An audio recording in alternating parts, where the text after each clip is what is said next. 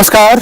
आपदा का सामना के एक और बहुत ही महत्वपूर्ण अंक में आप सभी दर्शकों का एक बार फिर से बहुत बहुत स्वागत है। मैं हूं असीम मिश्रा। आज के अंक में हम बात करने वाले हैं जंगल की आग की। जैसा कि आप सभी जानते होंगे कि पिछले कुछ सालों से गर्मी के कारण कई देशों में जंगलों के एक बड़े हिस्से में आग लगने की घटनाएं सामने आ रही हैं। जंगल की आग के पीछे जलवायु परिवर्तन और ग्लोबल वार्मिंग को एक बड़ा कारण माना जाता है। जलवायु परिवर्तन से जूझ रही दुनिया को जंगल की धधकती आग ने एक और बड़े संकट में डाल दिया है। भारत में भी जंगल की आग की घटनाएं बीते सालों में सामने आई हैं। इसलिए आज के इस अंक में हम जानने की कोशिश करेंगे कि जंगल की आग के पीछे क्या वजह है, जंगल की आग होता क्या है, जंगल की आग से चिंतित होने की आखिर हमें क्यों जरूरत है, और साथ ही साथ जंगल की आग हमारी इकोनॉमी को किस तरह से प्रभावित कर रही है और हम इस आपदा से आखिरकार कैसे निपट सकते हैं। और इस पर चर्चा करने के लिए इस वक्त हमारे साथ स्टूडियो में चार बहुत ही खास मेहमान इस वक्त हमारे साथ मौजूद हैं। हमारे साथ हैं डॉक्टर सुनीश बख्शी जी, जो कि additional principal chief conservator of forest Delhi. Sir, आपका बहुत बहुत स्वागत है इस खास कार्यक्रम में। हमारे साथ दूसरे खास मेहमान हैं कुणाल सत्यार्थी सर, जो कि संयुक्त सचिव हैं एनडीएमए में। सर, आपका भी बहुत बहुत स्वागत है इस कार्यक्रम में। हमारे साथ तीसरे खास मेहमान हैं नरेंद्र सिंह बुंदेला जी, जो कि आईजी हैं एनडीआरएफ के। सर, आपका भी बहुत बहुत स्वागत है। और हमारे साथ चौथे खास मेहमान आनंद कुमार प्रभाकर जी हैं, deputy inspector general of forest. आप चारों ही मेहमानों का इस कार्यक्रम में बहुत बहुत स्वागत है। शुरुआत कुणाल सर मैं आपसे करना चाहूंगा। और जैसा कि हमने कहा कि आजकल जो इस तरह घटनाएं बढ़ रही हैं, चाहे वो ग्लोबली या फिर भारत में भी हम देख रहे हैं इस तरह की समस्याएं, जो हमारे दर्शक है वो सर ये जानने की कोशिश कर रहे होंगे कि आखिर हम जब कहते हैं फॉरेस्ट फायर, जंगल की आग, ये होता क्या है और इसके पीछे के कारणों को हम अगर जानने की कोशिश करें, क्या है इसके पीछे के कारण? अच्छा सवाल है। जो जंगल की आग है ये बड़ी सालों से, कई सदियों से प्रकृति का नियम रही है। बट चिंता का विषय यह है कि ये जो आग है जंगल की, ये बढ़ गई है संख्या में, एक्सटेंट में, फ्रीक्वेंसी में, ड्यूरेशन में। उसकी स्प्रेड बढ़ गई है। जहाँ पे कभी आग नहीं लगती थी जंगलों में, वहाँ लग रही है आग। टाइम बदल गया है आग का, मौसम का परिवर्तन हुआ है। आपने देखा होगा अभी कुछ दिनों पहले तक लगता था ठंड का मौसम चल रहा है दिल्ली में, अब गर्मी की मौसम शुरू हो गए। तो चिंता का विषय यह है कि जो आग है इनके चारों पैरामीटर बदल रहे हैं। और जो कारण की बात आपने की, तो कारण का हर इलाके में कोई एक कारण नहीं है पूरे देश में, हर इलाके में अलग कारण है। जैसे सबसे ज़्यादा जो बड़ा इलाका जलता है जंगलों का, वो मध्य भारत में जलता है।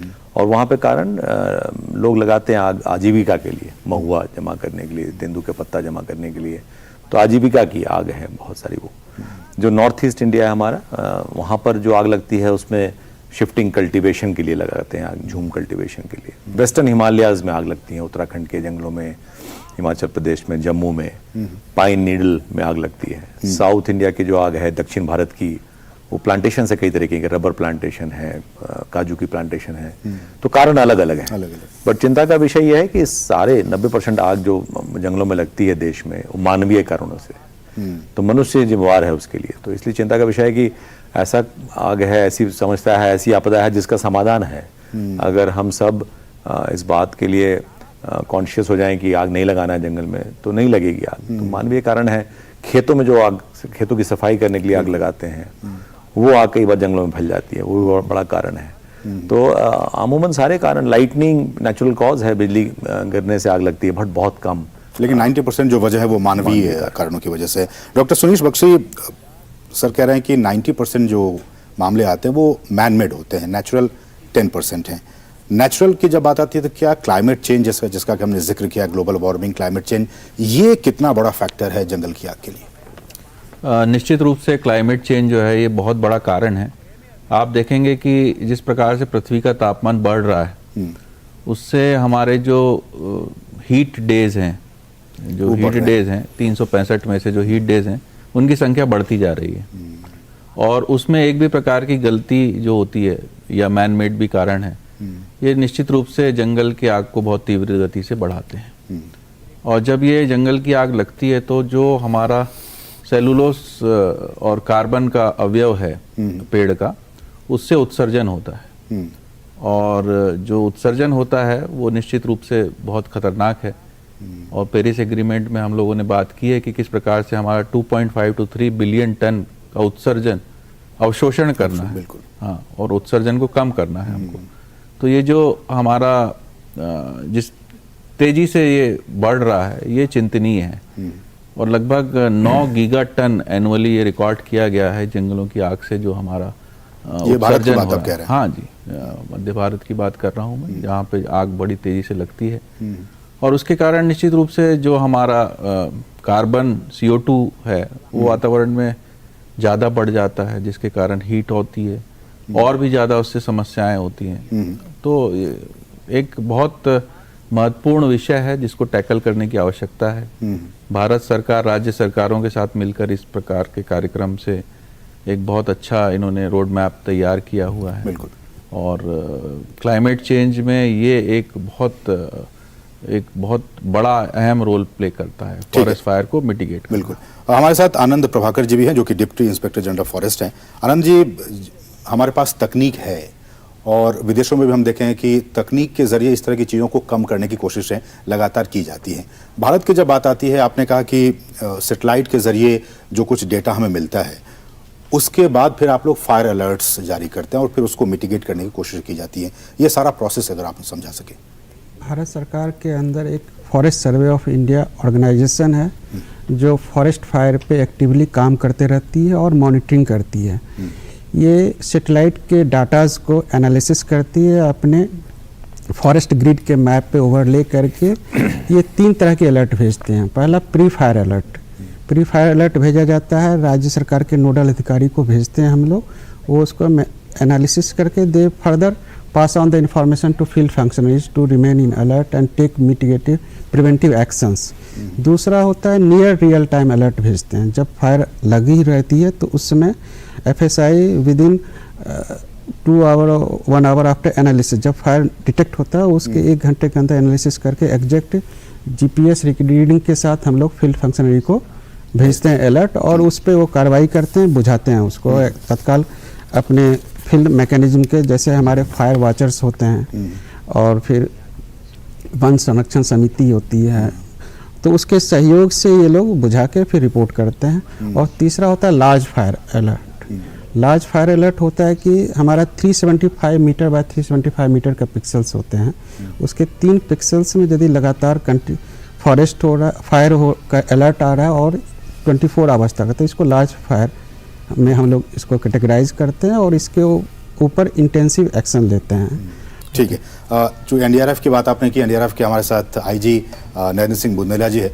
नरेंद्र सर, जब इस तरह की घटनाएं आती हैं और आपको सूचना मिलती है कि आग लगी है, चाहे वो छोटे लेवल पे हो या फिर बिग लेवल पे हो, आपका सबसे पहला रिस्पॉन्स NDRF की तरफ से, चूंकि बहुत से लोग NDRF की तरफ सबसे पहले जो उनके जबान पे नाम आता है वो NDRF का होता है, आपकी पहली प्रतिक्रिया क्या होती है जब इस तरह की सूचनाएं आपको मिलती हैं? तो इसमें मैं पहले बताना चाहूँगा कि अभी NDRF में 3 टीमें तैयार करने का निर्देश है मिनिस्ट्री ऑफ होम अफेयर्स से। इसमें 2 टीमें ट्रेंड हो चुकी हैं, 1 टीम अभी ट्रेन होना है उसको। और फॉरेस्ट डिपार्टमेंट स्टेट गवर्नमेंट के साथ हमारा बड़ा क्लोज कोऑर्डिनेशन रहता है।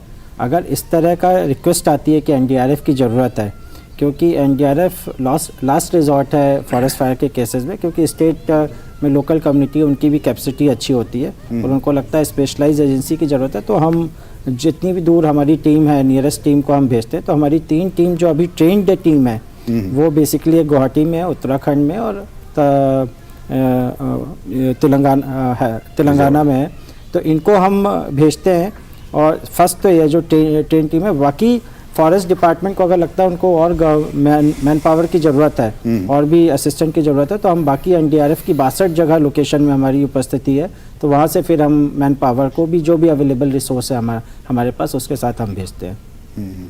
ठीक है, लेकिन हम ब्रेक पे जाओ से पहले कुणाल सर आपसे एक सवाल कि जब हम कहते हैं कि फॉरेस्ट फायर बाकी देशों के मुकाबले भारत में भी अब इस तरह की समस्याएं हो रही हैं, कितना अलग है उनके फायर और हिंदुस्तान में जो आपने कहा कि अलग अलग क्षेत्रों में अलग अलग तरह की फायर होते हैं, कितना डिफरेंस आप इसमें मानते हैं?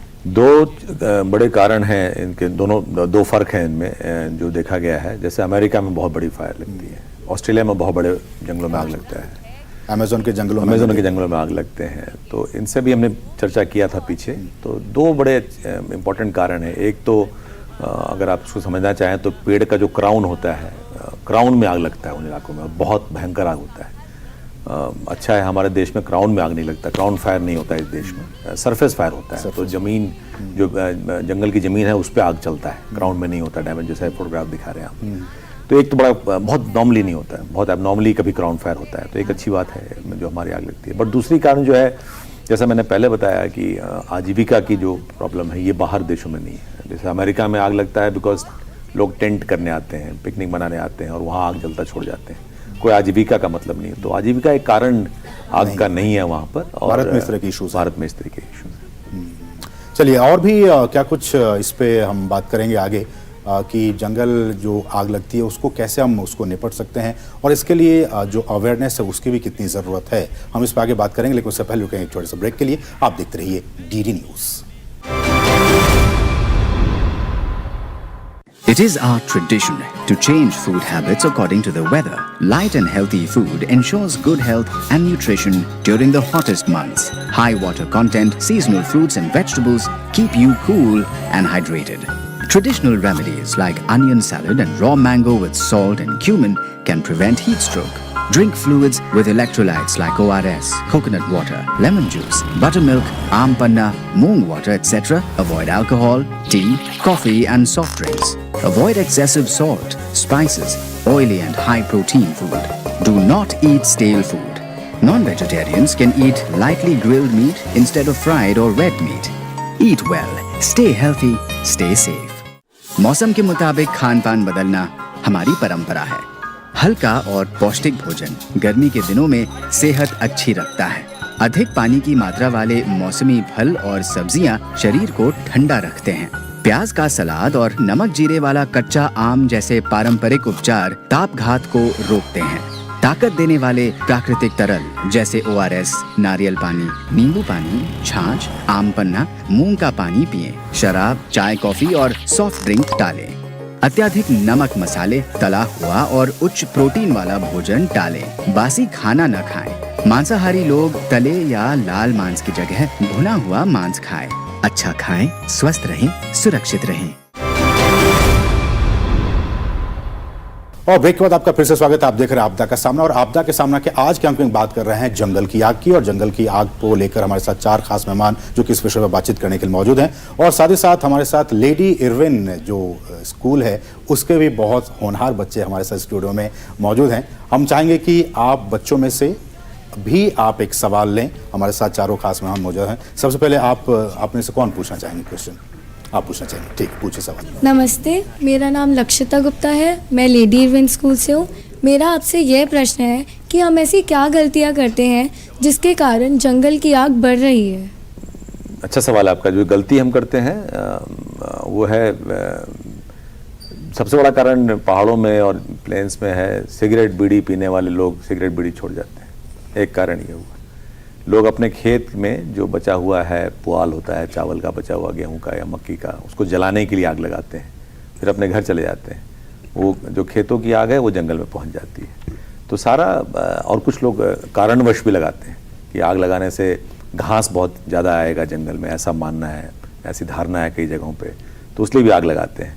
कई बार लोग जंगली जानवरों से परेशान होकर आग लगाते हैं, कई बार शिकार करने के लिए आग लगाते हैं। तो कारण सब जगह, लगाने वाला मनुष्य है, लेकिन उसके करने के तरीके अलग हैं। सो आपके सवाल का यही जवाब है कि मंशा कुछ भी हो और कारण कुछ भी हो, आग लगाने का लगाता मनुष्य ही है, और उससे जंगली जानवरों का और जंगलों का बहुत नुकसान होता है। सबको नुकसान होता है। कोई और सवाल आप पूछना चाहेंगे? ठीक है। हेलो रिस्पेक्टेड सर, मेरा नाम राशि बसोया है और मैं लेडी इरविन स्कूल से हूँ।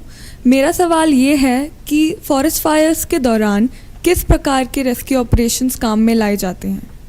तो इसमें मैं बताना चाहूँगा कि स्टेट गवर्नमेंट फॉरेस्ट जो सब्जेक्ट है स्टेट गवर्नमेंट बेसिकली हैंडल करती है, और इसमें पहला रिस्पांस तो लोकल कम्युनिटी या जो फॉरेस्ट डिपार्टमेंट है वहाँ पर वो रिस्पॉन्ड करता है। तो उसमें लोकल कम्युनिटी के लोगों को, वॉलंटियर्स को इन्वॉल्व किया जा सकता है, और फॉरेस्ट के जो ऑफिशियल्स हैं, नीचे गार्ड्स होते हैं उनके, वो भी इन्वॉल्व होते हैं।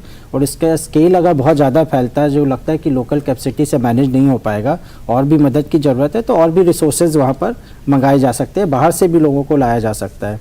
तो इसमें NDRF अभी बेसिकली बहुत 3 जगह NDRF की टीम तैयार की गई है, और जब लगता है कि लोकल कैपेसिटी हैंडल नहीं कर पा रही तो अगल बगल के ज़िलों से भी रिसोर्सेज मंगाए जा सकते हैं। एनडीआरएफ की टीम जाती है और हमको भी जब लगता है कि उससे भी नहीं चल रहा है, अगर डिफेंस की भी हमको हेल्प लेने की ज़रूरत है, जिसमें हेलीकॉप्टर से पानी डालने की ज़रूरत है, उनके भी हेलीकॉप्टर्स ट्रेंड है, तो मिनिस्ट्री ऑफ होम अफेयर्स में डिज़ास्टर मैनेजमेंट डिवीज़न है वो भी एक्टिवेट होता है, तो उनका भी रिसोर्स हम इस्तेमाल करते हैं। तो डिपेंड करता है किस तरह की आग लगी हुई है, कितने रिसोर्स की ज़रूरत है, उस तरह से अलग अलग एजेंसी अपना काम करती है। ठीक है, और कोई क्वेश्चन आप लोगों में से पूछना चाहेंगे? गुड आफ्टरनून सर, मैं Priyanshi Raghav lady Irwin school से।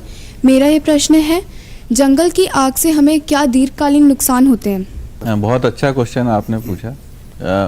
जंगल की आग से बहुत अधिक नुकसान इसलिए होता है क्योंकि जो जंगलों में बायोडाइवर्सिटी सबसे अधिक पाई जाती है, और बायोडाइवर्सिटी जो है वो छोटे वृक्ष, झाड़ी या मेडिसिनल प्लांट छोटे छोटे या बड़े वृक्ष, एनिमल्स साथ में, एनिमल्स में भी कई कैटेगरी मान लीजिए आप, इंसेक्ट्स हैं, माइक्रो ऑर्गेनिजम्स हैं, बड़े एनिमल, छोटे एनिमल, ये सब का बड़ा ज़्यादा नुकसान होता है। और सबसे ज़्यादा नुकसान मानव का होता है क्योंकि हम लोग का जिस प्रकार से टेम्परेचर बढ़ रहा है और जो इस प्रकार से आपको दिख रहा है कि कभी बरसात कभी कुछ जो हो रहा है, ये सब ग्लोबल वार्मिंग के अच्छे खासे लक्षण दिख रहे हैं। तो इसमें जिस प्रकार से पृथ्वी का तापमान बढ़ेगा और अनेक प्रकार की समस्याएं हम लोगों को फेस करनी पड़ेगी, हमारी कृषि पैटर्न में पूरा चेंज आ सकता है, हमारे पानी में कमी हो सकती है, और न जाने कितनी इसके प्रतिकूल प्रभाव हमें देखने के लिए मिल सकते हैं। तो इसके प्रतिकूल प्रभाव के बात कर रहे हैं। और कोई आप में से कोई क्वेश्चन या हो गए सारे? एक और क्वेश्चन है, ठीक है, आप पूछिए। हेलो सर, मेरा नाम वर्दा फिरदौसी है, मैं लेडी इरविन की छात्र हूँ और मेरा सवाल ये है कि हम जंगलों को आग से कैसे बचा सकते हैं? जंगलों के आग को बुझाने के लिए हमारे सारे ज़िलों में फॉरेस्ट का एक डिपार्टमेंट है जिसके हेडेड बाय डीएफओ एंड उसके फील्ड फंक्शनरीज हैं जो ऑलवेज अलर्ट रहते हैं। और फर्दर हमारे जो फॉरेस्ट गार्ड होते हैं उनके अंदर कुछ टीमों का जब फायर सीजन होता है तो हम लोग फायर फाइटिंग स्क्वाड को भी अपॉइंट करते हैं to meet the emergency situation arising in the forest. उसके अलावा जो हमारी वन संरक्षण समितियां होती हैं, गांव में हम लोग विलेजर्स को ट्रेन करते हैं, ट्रेनिंग भी दिया जाता है फायर सीजन से पहले कि आप फायर को कैसे हैंडल करेंगे, और उसको भी वॉलंटियर्स होते हैं, उसके मेंबर्स होते हैं जिनको एक्टिवली हम लोग इन्वॉल्व करते हैं कि जब भी फायर की सूचना आए तो आप फील्ड में जाएंगे और रिसोर्सेज को पुल आउट करके हमारे फॉरेस्ट रेगुलर फॉरेस्ट स्टाफ हो या फिर विलेजर्स को इन्वॉल्व करके उसको बुझाएंगे। इसके अलावा हम लोग फायर फाइटिंग इक्विपमेंट प्रोक्योर करते हैं जिसमें फायर ब्लोअर होता है, फायर बीटर होता है, वाटर ट्रांसपोर्ट करने के लिए हमारे पास इक्विपमेंट होते हैं जिसको हम लोग जगह जगह पे अपने टीम के द्वारा उसका यूज़ करते हुए फायर को बुझाते हैं। तो यकीन मानिए, भारत की जब बात की जाती है तो जब इस तरह की तकनीक और मैन पावर हमारे पास होते हैं, अगर कहीं इस तरह घटनाएं होती हैं तो हम एक निश्चिंतता के भाव में होते हैं कि लोग हैं, एनडीआरएफ है और इस तरह की घटनाओं को हम काबू पा लेंगे। ये एक जो भाव है वो लोगों में पैदा होता है। हम लोग एक और छोटे सा ब्रेक के लिए, आप देखते रहिए DD news. It is our tradition to change food habits according to the weather. Light and healthy food ensures good health and nutrition during the hottest months. High water content, seasonal fruits and vegetables keep you cool and hydrated.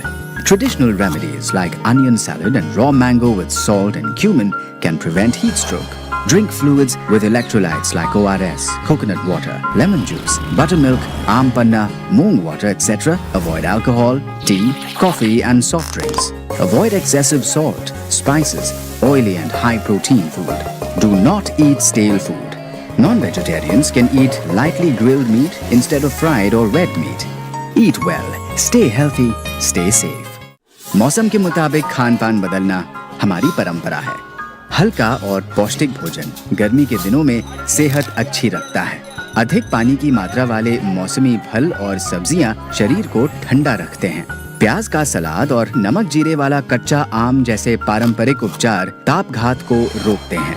ताकत देने वाले प्राकृतिक तरल जैसे ORS, नारियल पानी, नींबू पानी, छाछ, आम पन्ना, मूंग का पानी पिएं। शराब, चाय, कॉफी और सॉफ्ट ड्रिंक टालें। अत्याधिक नमक, मसाले, तला हुआ और उच्च प्रोटीन वाला भोजन टालें। बासी खाना न खाएं। मांसाहारी लोग तले या लाल मांस की जगह भुना हुआ मांस खाएं। अच्छा खाएं, स्वस्थ रहें, सुरक्षित रहें।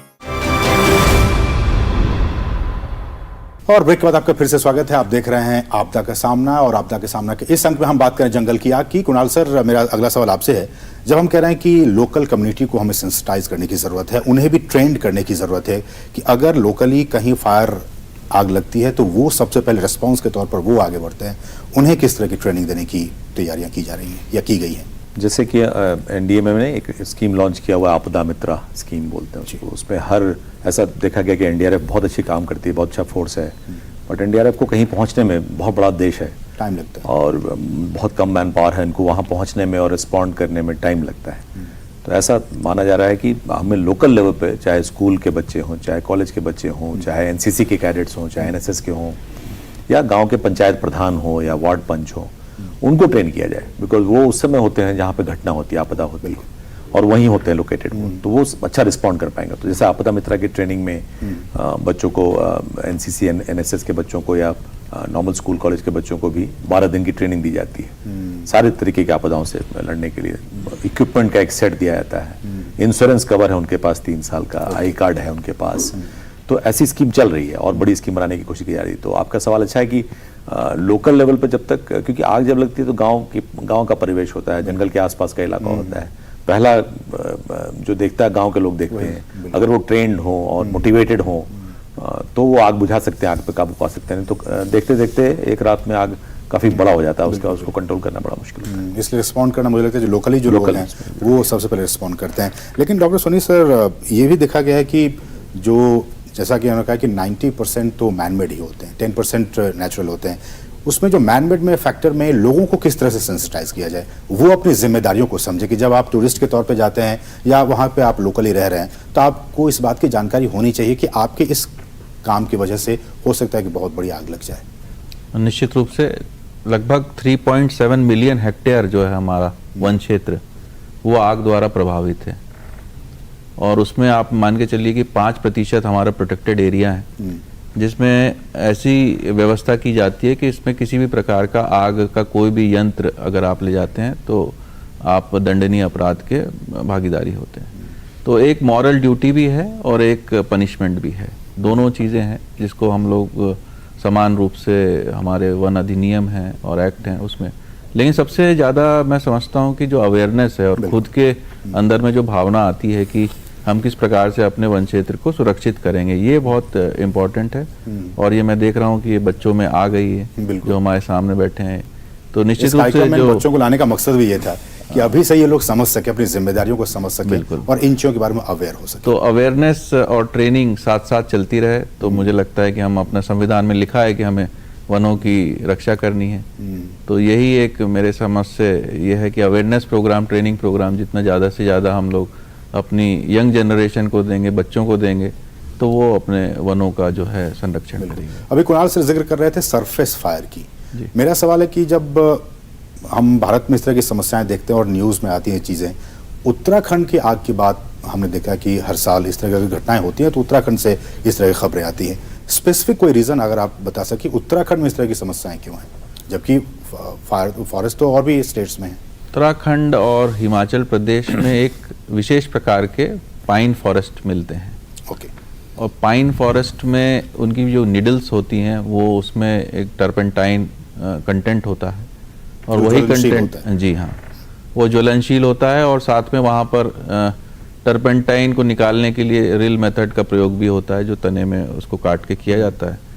तो वहाँ पर किसी भी प्रकार की अगर एक भी फायर का इंसिडेंस हो जाए तो वो ज्वलनशील जो तत्व है टर्पेंटाइन, वो बहुत तेजी से आग को पकड़ता है और वो बहुत तेजी से फैलती है।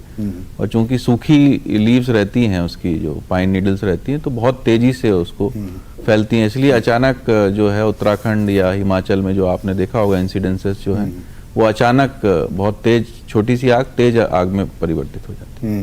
लेकिन बुंदेले सर, बहुत से लोगों के मन में ये भी सवाल है कि अगर आप जंगल गए हैं घूमने के लिए और या कोई एक ग्रुप है जो कि उसी दौरान जंगल में फंस गया जबकि जंगल में आग लग गई, उनको किस तरह से उस वक्त बिहेव करना चाहिए, किस तरह से वो अपना बचाव करें? तो ये डिपेंड करता है किस तरह की आग है, आग का डायरेक्शन क्या है। बहुत इंपॉर्टेंट है कि आग की डायरेक्शन के बारे में पता होना चाहिए। विंड डायरेक्शन क्या है, विंड डायरेक्शन है तो उस तरफ बिल्कुल ना जाए, आग उसी तरफ आएगी। अगर कोई वाटर सोर्स है नियर बाय, बेस्ट प्लेस है वाटर सोर्स के पास चले जाए, वहाँ आग नहीं पहुँच सकती, खुली जगह हो वहाँ चले जाए। अगर वो भी पॉसिबल नहीं है तो ये भी सजेशन दिया जाता है कि जहाँ लो लाइंग एरियाज़ है, जहाँ पर कोई घास फूस या झाड़ी नहीं है, बिल्कुल बैठ जाए, क्योंकि आग ऊपर जाती है तो नीचे जाने के उनके चांसेस कम है। अगर आपके पास पानी है तो पानी से कोई कपड़ा गीला करके अपने को ढक लें धुएं से बचने के लिए। ये सब इमरजेंसी में है, कोशिश यही करना चाहिए कि वहाँ से दूर जा सकें। अगर नहीं जा सकते तो ये सब भी तरीके अपनाने से बचाव हो सकता है। बिल्कुल, तो ये कुछ तरीके हैं। अगर आप इस दौरान कहीं फंस जाते हैं जंगल की आग में तो आप इसके ज़रिए आप अपना जो है बचाव कर सकते हैं। इस कार्यक्रम में हमने कहा कि जिस तरह से मकसद है कि बच्चे भी इसको समझ सकें, बच्चे में भी जागरूकता इस बारे में पैदा हो सके, तो इसलिए हम कहते हैं हर बार कि हर आपदा के जोखिम से बचने के लिए इसमें सबकी एक अहम जिम्मेदारी होती है। लेकिन बच्चे चूंकि हमारे साथ मौजूद हैं और मुझे लगता है कि वो जो एक बातें हैं जो कि हर किसी को समझने की ज़रूरत है कि हर आपदा के जोखिम से निपटने के लिए आप लोग क्या कहना चाहेंगे? Be smart, be prepared. तो आपको बी स्मार्ट भी होने की ज़रूरत है और तैयारी बी प्रिपेयर्ड रहने की भी ज़रूरत है। तो इसके ज़रिए आप इस तरह के खतरों से बच सकते हैं, चाहे कोई भी आपदा हो। जंगल की आग भी एक आपदा है, प्राकृतिक आपदा, लेकिन कोई भी आपदा हो आपको स्मार्ट रहने की ज़रूरत है और उसके खिलाफ जो है वो प्रिपेयर रहने की भी ज़रूरत है। तभी हम खुद को भी, समाज को भी और देश को भी बचा कर रख सकते हैं। तो इस खास कार्यक्रम में बस इतना ही। हमारे साथ चारों खास मेहमान मौजूद हैं। सर, आप चारों का ही बहुत बहुत शुक्रिया हमारे साथ इस कार्यक्रम में जुड़ने के लिए और इस बहुत ही महत्वपूर्ण विषय पर अपने जो विचार है हमारे साथ साझा करने के लिए। और आप सभी बच्चों का भी आपका बहुत बहुत शुक्रिया हमारे साथ इस कार्यक्रम में जुड़ने के लिए। तो इसके साथ ही इस आपदा के सामना के इस विशेष अंक में बस इतना ही। मुझे और हमारी पूरी टीम को दीजिए अनुमति। नमस्कार।